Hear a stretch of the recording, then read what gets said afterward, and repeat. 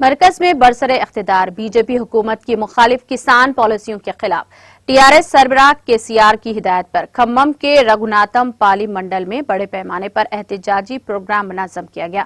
احتجاج میں وزیر ٹرانسپورٹ پی اجے کمار کے علاوہ دیگر مقامی ٹی آر ایس قائدین اور کارکنوں کی بکثیر تعداد نے حصہ لیا۔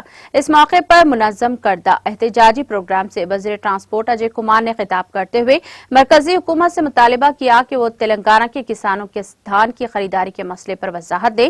انہوں نے کہا کہ ٹی آر ایس کی جانب سے مرکزی حکومت کے خلاف اس وقت تک احتجاج جاری رکھا جائے گا جب تک کہ انصاف نہیں ہوتا اور مرکز استعفی نہیں دیتی۔ بعد ازاں احتجاجیوں نے مرکزی حکومت کا علامتی پتلا بھی نظر آتش کیا۔